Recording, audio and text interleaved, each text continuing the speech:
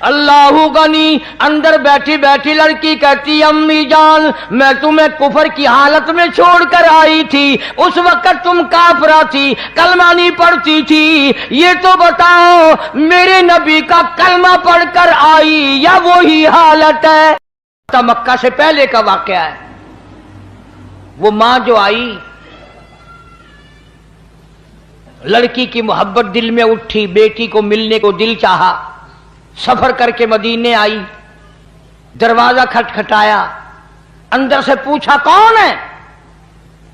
کہنے لگی بیٹی جلدی دروازہ کھول، میں تیری اماں ہوں، مکے سے آئی ہوں ملنے کے لیے، تیری شکل دیکھنے کو ترس گئی، تو میری بیٹی ہے پیاری، اپنی بیٹی سے ملنے۔ ایمانداری سے بتاؤ، بھاگ کر دروازہ کھولنا چاہیے تھا، اماں کو لپٹ جاتی، خوشی کے آنسو آ جاتے، میری پیاری اماں، میری پیاری اماں، اتنا سفر کر کے آئی، دکھ اٹھا کر کے آئی۔ اللہ غنی، اندر بیٹھی بیٹھی لڑکی کہتی امی جان میں تمہیں کفر کی حالت میں چھوڑ کر آئی تھی، اس وقت تم کافرہ تھی، کلمہ نہیں پڑھتی تھی، یہ تو بتاؤ میرے نبی کا کلمہ پڑھ کر آئی یا وہی حالت ہے؟ مسلمان بن کر آئی ہو یا بھی حالت کفر پہ ہو؟ امی کہنے لگی بیٹی ان باتوں کو چھوڑ، آخر میں تیری اماں ہوں، تو میری بیٹی ہے، محبت نے مجبور کیا، میری اچڑیاں کرلائی، میں تجھے ملنے کے لیے چلی آئی، میں تیری شکل دیکھنا چاہتی ہوں۔ اندر سے آواز آتی ہے امی برا نہ ماننا، جب تک میں حضور کریم صلی اللہ علیہ وسلم سے کسی کو بھیج کر پوچھ نہ لوں کیا کافر ماں کو گھر میں آنے دوں کہ نہیں، اس وقت تک دروازہ بند رہے گا۔ کتنی بڑی اتباع ہے، کتنی بڑی غلامی ہے، یعنی یہ بھی کوئی پوچھنے کی بات تھی؟ چنانچہ آدمی بھیجا، حضور کریم صلی اللہ تعالی علیہ وسلم سے پوچھا، آپ نے اجازت عطا فرمائی، تب دروازہ کھول۔ اماں نے کئی دن قیام کیا، ٹھہری بیٹی کے گھر، مکے جانے کا ارادہ کرنے لگی تو غریب تھی ماں، بیٹی کا ذرا حال اچھا تھا، کہنے لگی میں تیری اماں ہوں، غریب ہوں، میری کچھ امداد کر، میری ساتھ کچھ سلوک کر، کوئی خدمت کر میری، میں تیری اماں ہوں، غریب ہوں۔ اب آپ لوگ اندازہ لگا لیں، سمجھدار بیٹھے ہو، جب ماں کے بارے میں ایک دفعہ اجازت لے لی حضور صلی اللہ علیہ وسلم سے، اب بار بار تنگ کرنا، پوچھنا، یہ بھی کوئی بات تھی؟ اجازت مل گئی، پھر کھلاؤ بھی، پلاؤ بھی، کپڑے بھی پہناؤ، خدمت بھی کرو۔ پھر کہنے لگی میں یہ بات بھی حضور کریم صلی اللہ علیہ وسلم سے پوچھواتی ہوں، معلوم کراتی ہوں کہ کیا کافر اماں ہو، مکے سے آئی ہو، ملنے آئی ہو، ابھی کلمہ نہیں پڑھتی، اس کی کچھ امداد کروں تو آپ کی اجازت ہے، کر سکتی ہوں؟ جب حضور صلی اللہ علیہ وسلم سے ایک مرتبہ اجازت لے لی ملنے کی، تو اب جب ماں نے یہ سوال کیا کہ بیٹی مجھے کچھ ضرورت ہے، میرے ساتھ کچھ اچھا سلوک کر، مجھے کچھ پیسوں کی ضرورت ہے، میری امداد کر، میری مدد کر، تو یہ بات بھی حضور صلی اللہ علیہ وسلم سے پہلے پوچھی کہ اپنی کافرہ ماں کی میں مدد کر سکتی ہوں یا نہیں کر سکتی ہوں۔ اس قدر حضور صلی اللہ علیہ وسلم کی اتباع، اور اس قدر آپ صلی اللہ علیہ وسلم کا اتباع اور آپ صلی اللہ علیہ وسلم سے محبت۔ یہ تو عورتوں کا حال ہے، عورتوں کا۔ آج کل تو قرآن سے، حدیث سے، نماز سے، سارے کاموں سے عورتوں کی چھٹی ہے، کیوں؟ جنت ان پہ واجب ہو گئی ہے، جنت ان کے باپ دادا کی ہے، پرواہ نہیں کرتی، نہ نماز کی پرواہ، نہ قرآن کی تلاوت کی پرواہ، نہ محمد عربی صلی اللہ علیہ وسلم کی سنت کی تابعداری کی پرواہ، نہ دوزخ کے انگاروں سے ڈرنا۔ اسی لیے فرمایا قرآن کریم نے قل متاع الدنیا قلیل، دنیا بہت تھوڑے دنوں کا سودا ہے، والآخرۃ خیر لمن اتقى ولا تظلمون فتیلا، آخرت باقی رہنے والی ہے۔ اس جماعت کے کیا کیا آپ کو میں نمونے بتاؤں، قیامت قیامت قائم ہو سکتی ہے، صحابہ کرام کے واقعات ختم نہیں ہو سکتے۔ اس قدر حضور صلی اللہ علیہ وسلم سے محبت تھی۔ اور یہ عورتوں کا حال ہے کہ نبی پاک صلی اللہ علیہ وسلم پر ایمان لانے کے بعد، رسول اللہ صلی اللہ علیہ وسلم کا کلمہ پڑھنے کے بعد حضور صلی اللہ علیہ وسلم کی اتنی اتباع تھی۔ اور آج کل ہمارے ماحول میں نہ قرآن کریم پڑھنے کی پرواہ ہے، نہ نماز کی پرواہ ہے، نہ آخرت کی پرواہ ہے، نہ موت کی فکر ہے، نہ آخرت کی فکر ہے۔ اس لیے ایسے واقعات سن کر کے ہمیں سبق حاصل کرنا چاہیے اور اپنی زندگی کو بدلنا چاہیے، اور رسول اللہ صلی اللہ علیہ وسلم کے طریقے کے مطابق زندگی گزارنے کی ہمیں فکر کرنی چاہیے۔ سیدہ ام حبیبہ رضی اللہ تعالی عنہا، حضرت امیر معاویہ رضی اللہ تعالی عنہ کی بہن، حضرت ابو سفیان رضی اللہ تعالی عنہ کی بیٹی، ہماری سارے جہان کے مسلمانوں کی اماں، ساری امت کی اماں سیدہ ام حبیبہ رضی اللہ تعالی عنہا۔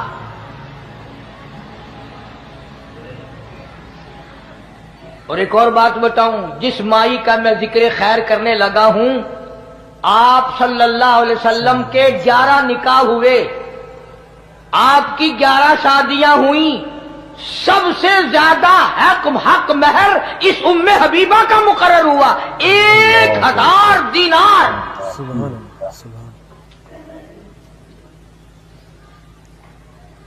سرکار مدینہ صلی اللہ علیہ وسلم کی گھر والی ہے، ہم سب کی اماں ہے۔ مدینہ پاک میں ہے ابو سفیان رضی اللہ تعالیٰ عنہ، جو اس وقت مسلمان نہیں تھا، بیٹی مسلمان بن گئی، حضور کے گھر میں پہنچ گئی۔ ابو سفیان کا دل چاہا کہ بیٹی سے مل کے آؤں مدینے میں، اجازت لے کر، جیسے آج کل ویزے ہیں ہمارے یہاں، اجازت لے کر مدینہ پاک میں آیا۔ اللہ سب کو زیارت نصیب فرمائے۔ اگر اگلی دعا میں کر دوں گا تو شاید تمہیں بری لگے کہ جا مدینے جائے شالا مڑ کے نہ آئے، وہیں مر جائے۔ یہ دعا تو مانگا کرو ہر وقت، اللہ مدینے کا دفن عطا فرمائے۔ وہ تو ایک ہی اللہ والا تھا جو ہر نماز کے بعد یہ دعا کرتا تھا، اللہم ارزقنا شہادۃ فی سبیلک۔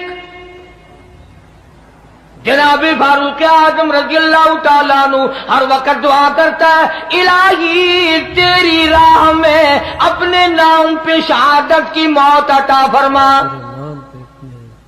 وجعل موتنا فی بلد محمد صلی اللہ علیہ وسلم، اور میرے اللہ آقا کے شہر کا دفن عطا فرما، مدینے کا دفن عطا فرما۔ ابو سفیان رضی اللہ تعالیٰ عنہ جو اس وقت مسلمان نہیں تھے، بیٹی سے ملنے آئے، دروازہ کھٹکھٹایا، پوچھا کون ہے؟ ام حبیبہ میں تیرا ابا ہوں، ابو سفیان ہوں، مکے سے آیا ہوں۔ دروازہ کھول دیا۔ یہ بوری اور پٹسن کی جو ٹاٹ بنتی ہے، اس ٹاٹ کا حضور کریم صلی اللہ علیہ وسلم کا بستر مبارک ہے۔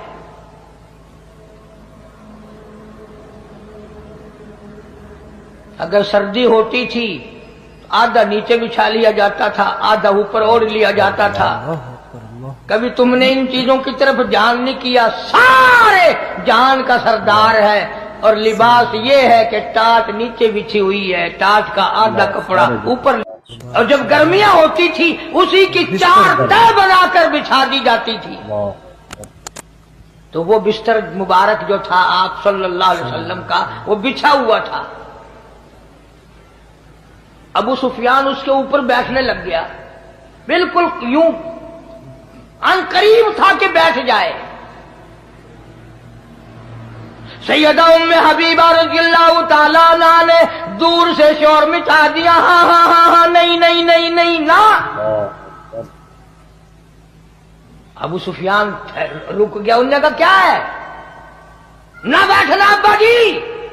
کہ بہت اچھا۔ آئی اور وہ ٹاٹ کا بنا ہوا بستر اٹھایا اور طے کر کے ایک طرف رکھ دیا۔ ابو سفیان کو بڑا غصہ لگا کہ یہ تو بیٹی ہو کر بڑی بے ادب ہو گئی، میں 320 میل سے ملنے آیا ہوں، اس کی شکل دیکھنے آیا ہوں، یہ میری بیٹی ہے، یہ کر کیا رہی ہے؟ لوگ اپنے باپ کا بستر بچھایا کرتے ہیں، اس نے اٹھا کر لپیٹ کے اور علیحدہ رکھ دیا۔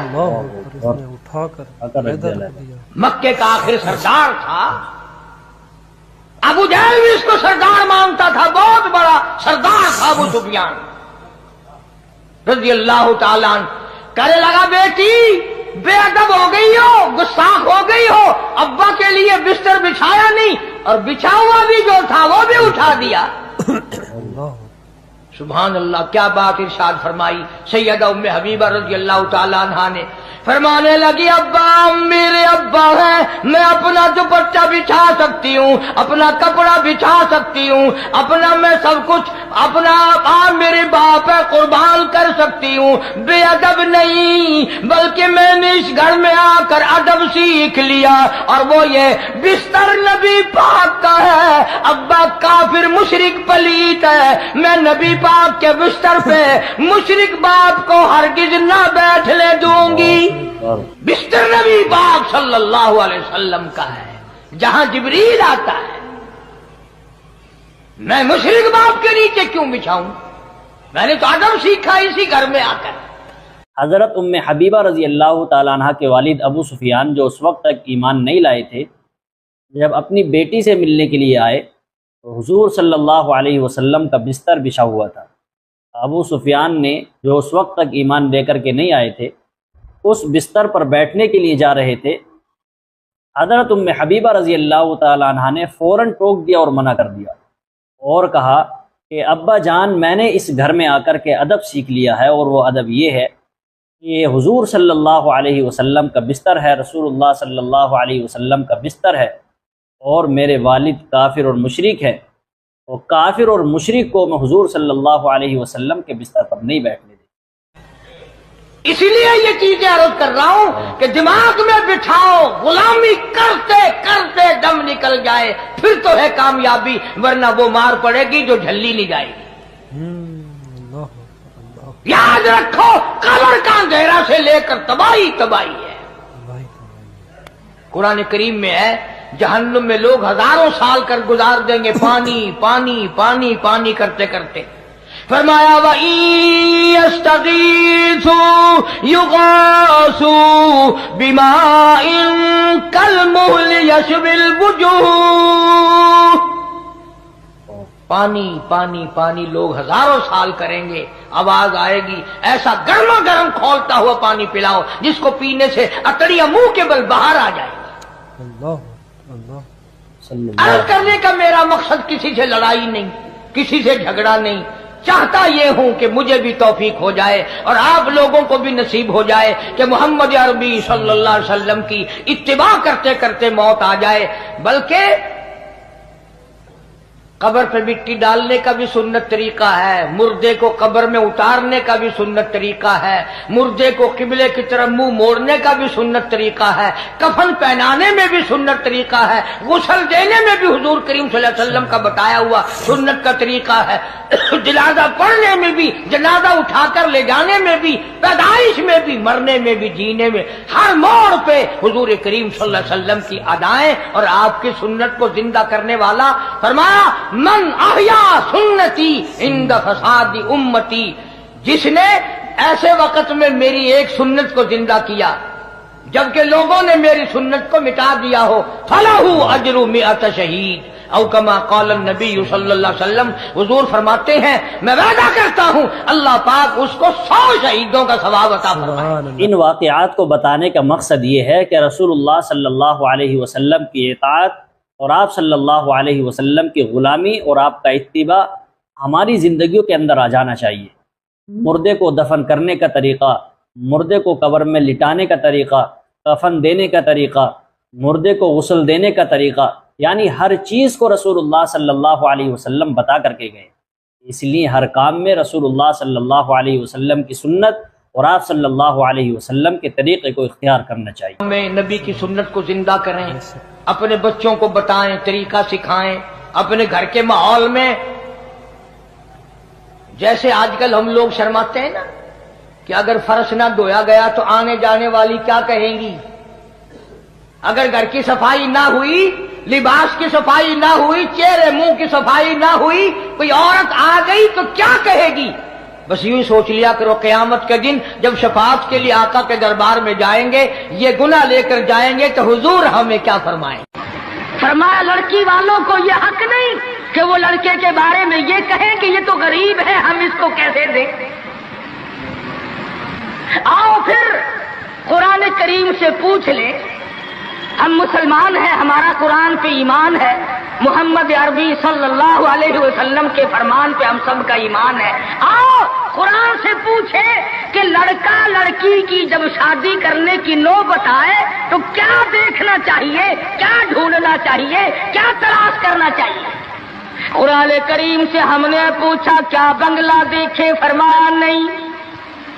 آج بنگلے والا کل کو قبر میں ہو سکتا ہے، آج بنگلے والا کل کو فٹ پاتھ پہ سو کر کے وقت کاٹنے والا بن سکتا ہے۔ کوٹھی والا تلاش کرے؟ فرمایا نہیں۔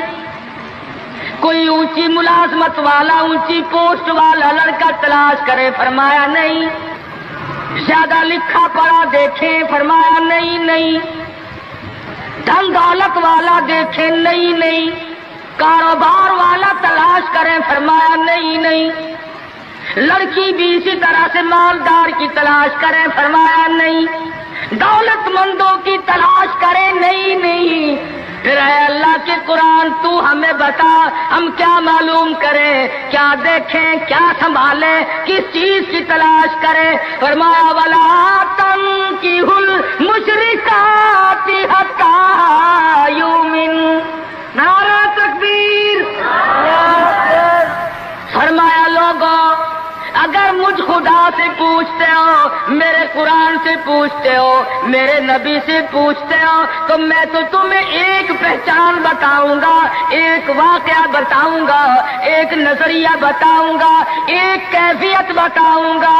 تمہیں سب سے پہلے یہ دیکھنا پڑے گا وَلَا تَنكِحُوا الْمُشْرِكَاتِ حَتَّىٰ يُؤْمِنَّ۔ اگر لڑکی مشرکہ ہے، شرک کرتی ہے، الہ العالمین شرک تو کرتی ہے مگر مالدار بڑی ہے۔ اے پروردگار عالم شرک تو کرتی ہے لیکن خوبصورت بڑی ہے۔